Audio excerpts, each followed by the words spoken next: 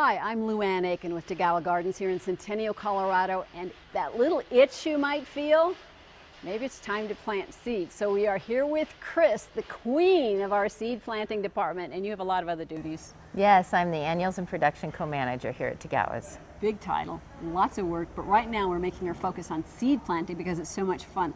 I have this little thing here. What is this squishy little cube all about? It's called a root Riot, and I love them for seed starting. You wouldn't have to buy soil. You can just see they come with a little hole in them, and you would just drop your seeds right down into the hole. And look what happened 10 days ago. I planted these. Look how fast they came up, Luan. They are so great. They're very happy in there. Yeah. I notice you have one little block down here that doesn't have any seeds that appear to want to make an appearance. What about those? Let's put some lettuce seeds in there. Okay. I haven't planted that one yet. Very tiny seed. Very tiny. So see how tiny those are? Right. The trick is not to bury your seed too deep. So I wet my little finger and I pick up a couple of seeds. See that? Got it. And I'll put a couple in each one. Just so easy. Way easier than the tweezers method. And then I take my little tag, which is also very important, and I push them down in just a smidgen. Touch. Just a little bit. Okay. And I put a couple per hole because it's a good idea. You're not sure if your germination rate's going to be 100% or not, to put a couple per hole. And then you can thin them later. As you can see, I haven't thinned these yet. So to thin, you'll just go out and pull one out. Pull one of them out. Because you only want one plant. That's right. You only want one, Luan. And this little seed planting technique that you're doing now applies whether people are using these cubes or not, right? Right. There's another method. You can use soil as Okay. well. Let's look at that. So this is a special soil. This is not your native soil. This is not potting soil. This is seed starting mix, which is a specific mix for starting seeds. And the reason you would want to use this, it's very lightweight and airy. So plants will get good, the seeds will get good airflow to start. And I always start with my soil being a little bit wet. And I like using these little squirt bottles at first because it doesn't waterlog the seeds. See how you can lightly mist your soil?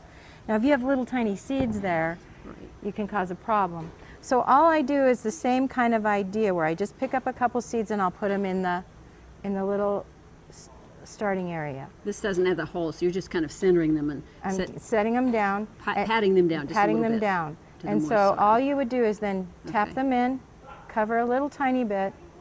After you've got them planted, then you would mist Moisten again. Okay. And then another trick that I like to use when I'm seed starting is a humidity dome. And we carry two sizes. You have the taller one that comes with the light or the shorter one. But they need some kind of covering. They need some kind of covering because you need to create even moisture. This helps to not, while you're at work, your seeds won't dry out as fast. And I assume that we should assume that we won't remember what and when we planted, so labels are critical. It's very, very important that you label and mark each thing. I always put the date I planted and what it is I'm planting to remind me, because you can't tell from that that's a stir-fry mix. Right. Vegetables. So it's one way to keep kind of track of what you're doing. So this would be the next stage, Luan. Okay. I took the little squares after I planted them and they grew up. Oh, you actually put the whole square into a little I put the peat whole pot. square in here, and I can't pull him out. He's rooting really well. And so once the roots start coming out of here, then the plant is ready to go outside into the garden or into a container garden if you're doing vegetables in containers. In this whole pot, you take the bottom off? Is that what I you told kind me? of score it. Pull it, okay. Pull it a little bit. Score it around it so the roots can get out of that pot and get growing. Great. What is this nice looking machine you have over here? Now this is a new invention where they have given you the whole set, where you have the tray, the packs, the humidity dome, and the light. Light is key. A lot of people plant their seeds and then they don't get enough light, so the plant stretches and gets really leggy. That's an indication that it's not getting enough light. And once they get leggy, there's no way to Shorten them. de-leg them. No, you You can't just shorten need to them. They're not start over. accordions. You just need so to start over. Yeah. You have another trick up your sleeve. What is this? This is a heat mat. Certain seeds require heat for germination. For instance, basil tomatoes, eggplant, they would all require a little heat for germination. So we have these great heat mats that you can plug in, put underneath your tray, and it keeps your soil nice and toasty. Really babies that we're raising here. That's what I'm telling you. And then what about air circulation? That can always... You know, a good oscillating fan is Just right over. that blows right over your seeds, that could be set off to the side of your little planting area, could help create really strong branches and stems on your plants. Yes, like you.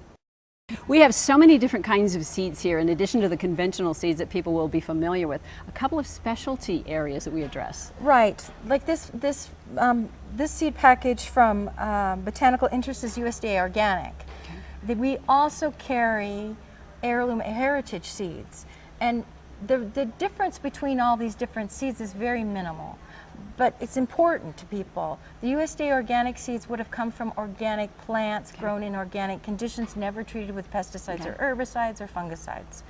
The heritage and heirloom seeds would have come from plants that have been brought over from the old country in the hems of their skirts. Way back. They go back, way back, at least 50 years old, some of these seeds are. And they're special. They have different flavors and special. They don't look the same as things that you may see in the grocery store. You may find purple tomatoes. You may find purple carrots. They're growing because you're going back to the root of what the plant was. So you could come in, plant the seeds, and be eating what was almost the same tomato that your grandmother ate. That's right. Even your great-grandmother. Even your great-grandmother. And you can use those seeds from the heritage and heirloom to plant again. That's right. And you will have the same thing to pass on to your grandchildren or your great-great-grandchildren. Isn't that wonderful? I think it's great. Seed starting is a great way to get your fingers, get that little itch addressed early in the gardening season. Chris, we thank you. She will be here. She's almost always here. So come in and talk to Chris and her staff. Ask all these questions about seed starting. Come see us at Tagawa Gardens. You'll be happy you did.